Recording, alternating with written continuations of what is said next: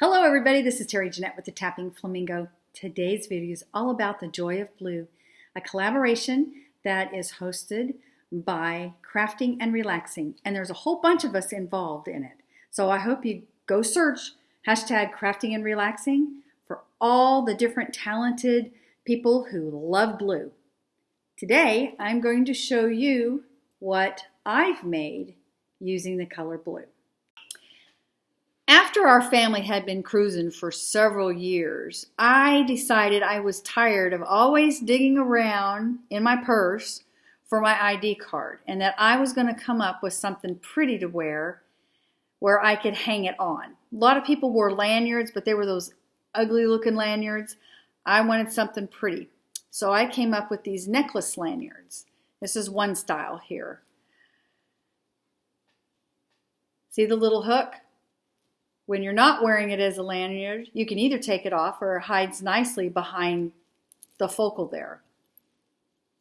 When you're wearing it as a lanyard, you have your little card there and you have something pretty to wear. I'm going to show you how I made this. So you pick out your focal, and I wanted to add some beads. So I just took some wire, I made a loop, hung this little seahorse guy on there, and strung up some beads. Here we have some faceted agate and freshwater pearl. Aren't those agates gorgeous? I actually got all these and him in Puerto Rico on a cruise. My sister and I, we like to go bead shopping while we're there in San Juan. But anyway, I went ahead and made another loop at the other end, wired it messily, wrapped the beads, and I set that aside. So then I picked out these various colors of blue E-beads, which are a little bit bigger than the little tiny seed beads. And I picked out a glass bead. I took the hemp and strung all my beads on there. And if you do this, string on more beads than you think you might need because it's easier that way. You can always not use them all, but once you start crocheting, you can't add any more beads to your cording there. So then what I did is this is a chain stitch, so I chained about 5 and I brought a bead down. Chained 3, brought a bead down. Another 3, bead down. Anyway, I did all that until I got the length I wanted. And then I came back around here and ended the chain stitch with just pulling it out, made a knot, overhand knot, so you have this big loop here.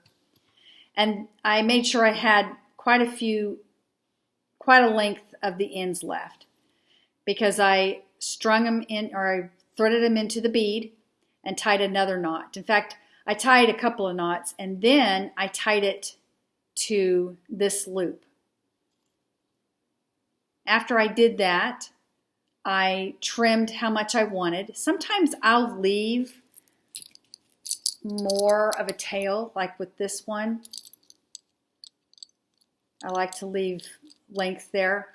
But I just took the hemp and separated all the little fibers out and added this little hook, and we have a necklace lanyard.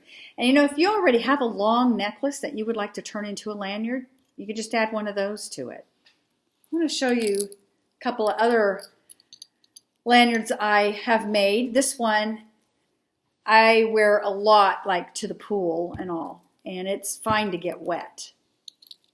Here's the little hook on the back. And these are just oyster shells I found at the beach. Here's one I did for elegant light. And I actually wear this one quite a bit with just a regular dress as a necklace. But let's look at the blue one again because this is all about the joy of blue. I want to thank you for watching this. Give me a thumbs up. I'd really appreciate that. It helps me out tremendously. Also, if you haven't already, subscribe to my channel and ding that bell for notifications. Mostly though, I hope y'all have a wonderful day. This is Terry Jeanette with the Tapping Flamingo signing out for now. Bye-bye.